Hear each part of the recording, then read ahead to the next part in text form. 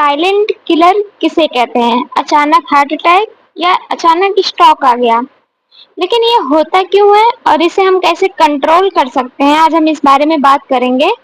तो आज हम बात करेंगे हाई ब्लड प्रेशर यानी हाइपरटेंशन या हाई बीपी भी कहते हैं इसे।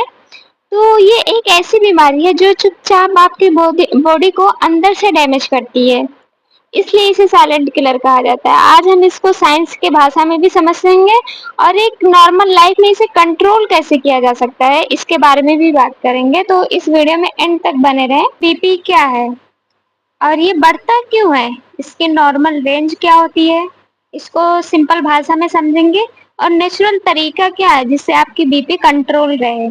तो एंड तक बने रहें इस वीडियो में। लाइक शेयर सब्सक्राइब जरूर करें और ताकि दूसरों तक भी ये बात पहुंचे। चलिए शुरू करते हैं। बीपी क्या है? मतलब ब्लड प्रेशर। जब आपके खून का दबाव आपकी धमनियों की दीवार पर ज्यादा बढ़ता है तो उसे बीपी कहते हैं।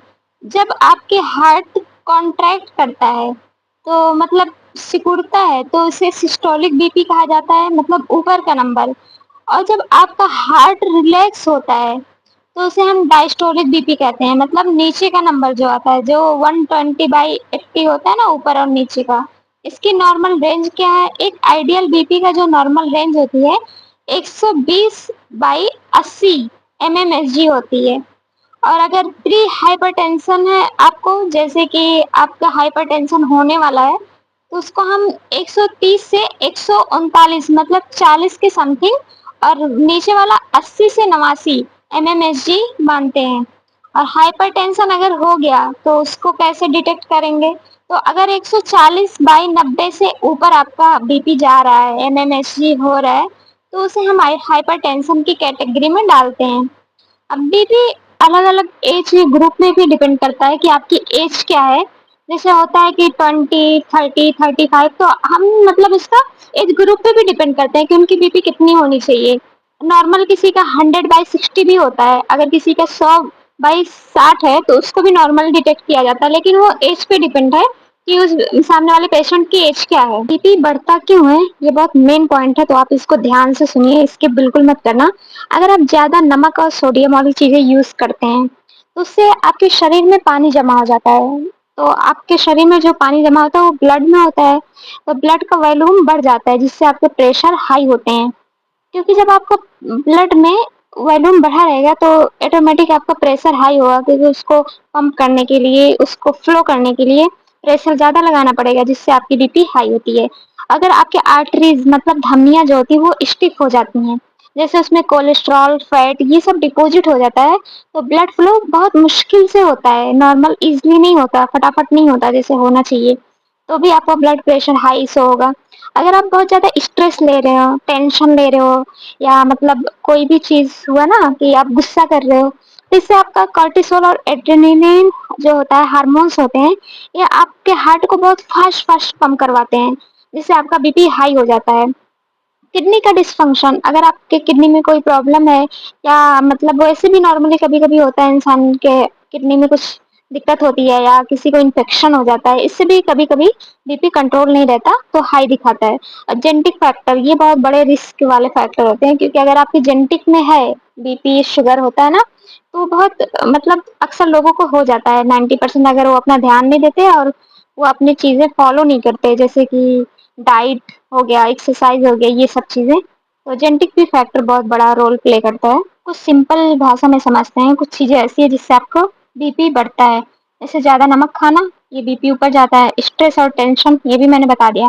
अगर आपका वेट ज्यादा है, किसी किसी का होता है कि वजन बहुत ज्यादा होता है, तो इससे भी आपके जो हार्ट होते हैं, आपके दिल को ज्यादा फोर्स देना पड़ता है पंप करने के लिए, तो इससे भी आपका बीपी हाई होता है। अगर आप नींद की कमी है, आप टाइम पे ना सोते हैं ना उठते हैं, तो इससे भी आपकी बॉडी रिपेयर प्रोसेस जो होता है आपके बॉडी का, वो डिस्टर्ब रहता है, जिससे आपका बीपी हाई होता है। अगर आप इसको स्मोकिंग, अल्कोहल ये सब चीजें यूज करते हैं, तो आपकी जो धमनियां हैं वो कमजोर हो जाती हैं, जिससे आपका बीपी हाई होता है। तो इन सब चीजों को अवॉइड करें। नेचुरल तरीका क्या है जिससे आप अपने बीपी को कंट्रोल कर सकते हैं, तो चलिए जानते हैं। अगर आप नमक यूज कम करें, रोजाना एटलीस्ट 1 टीस्पून मतलब 5 ग्राम से ज्यादा नमक यूज ना करें, तो आपका बीपी ऑटोमेटिक कंट्रोल रहेगा। डैश डाइट लें, अगर आप ले सकते हैं तो ज़्यादा फ्रूट और हरी सब्जियाँ, होल ग्रेन्स लें, मतलब मल्टीग्रेन्स लें, मोटे अनाज लें। लो फैट वाले दूध, दही, छाछ ये सब चीज़ यूज़ कर सकते हैं। और कम तेल और फ्राइड आइटम्स बिल्कुल अवॉइड करें या फिर कम ले सकते हैं, तो ये आपके लिए बेस्ट ऑप्शन है बीपी कंट्रोल करने के लिए। और पोटेशियम वाला खाना खाएं जिसमें पोटेशियम ज़्यादा मात्रा में होता है, जैसे केला और पालक हो गया, कोकोनट वाटर हो गया। इससे आपके बॉडी में जो साल्ट की मात्रा ज़्यादा होती है उसे बैलेंस करता है ये खाना, पोटेशियम। और डेली एक्सरसाइज करें या वॉक करें, मतलब आप अगर एक्सरसाइज नहीं कर सकते तो एटलीस्ट वॉक करें, ब्रिस्क वॉक करें, 30 मिनट तक तो कम से कम करें, जिससे आपकी बीपी कंट्रोल रहेगी। और आप प्रॉपर नींद लें, अगर आप टाइम से सोएंगे नहीं, टाइम से उठेंगे नहीं, तो ये भी आपके बीपी को बहुत जल्दी हाई लो करता है। तो आप कम से कम 7 से 8 घंटे सोएं और सेम टाइम पे कोशिश करें कि सेम टाइम पे सोना और सेम टाइम पे उठना है। ये बहुत बड़ा रोल है। और आप स्ट्रेस कंट्रोल करें, अगर आपको ज़्यादा टेंशन होती है, आप स्ट्रेस लेते हैं, तो उसको कंट्रोल करें, जैसे मेडिटेशन करें, डीप ब्रीथिंग करें या अपनी कोई स्पिरिचुअल प्रेयर करें। अगर आप मुस्लिम हैं तो आप नमाज पढ़ें, जिक्र करें, इससे भी बहुत ज़्यादा मतलब फ़र्क पड़ता है आपके बॉडी पे, आपके लाइफ स्टाइल पे, तो आप कंट्रोल कर सकते हैं।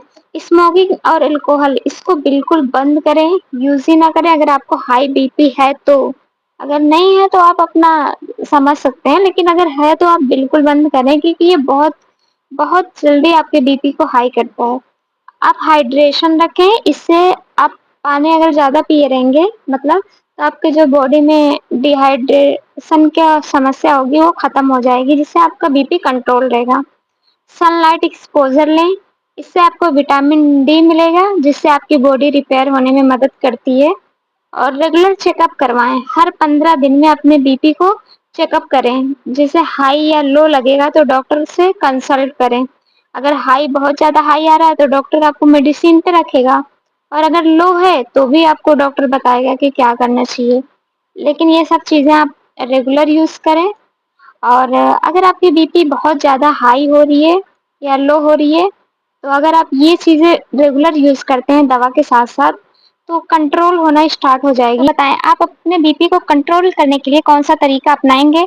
कमेंट में ज़रूर लिखें, और वीडियो अगर पसंद आए तो प्लीज़ लाइक, शेयर और सब्सक्राइब ज़रूर करके जाएँ, ताकि ऐसे ही हेल्थ रिलेटेड वीडियो आप तक पहुँच सके। तो thank you for watching this video.